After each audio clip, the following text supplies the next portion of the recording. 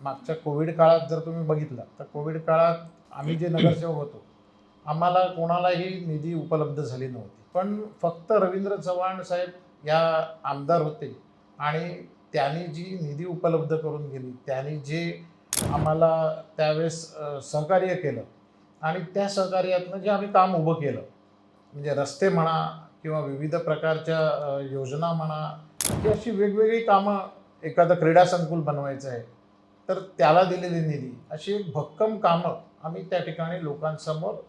उभी करू शकलो. आपण बघाल तर कोविडनंतर पूर्ण ठप्प झालं होतं आणि निधी नाही म्हटल्यानंतर आम्हाला असं वाटत होतं आम्ही पुढे निवडून येऊ की नाही. रवींद्र चव्हाण साहेबांनी जो आमच्या पाठीशी उभे राहिले, त्यातनं मी 100% सांगू शकतो की डोंबिवलीतनं जास्तीत जास्त आमचे नगरसेवक निवडून येतील आणि कल्याण डोंबिवली महानगरपालिकेत 100% दादाचं जे स्वप्न आहे ते पूर्ण करण्याचा आम्ही प्रयत्न करू.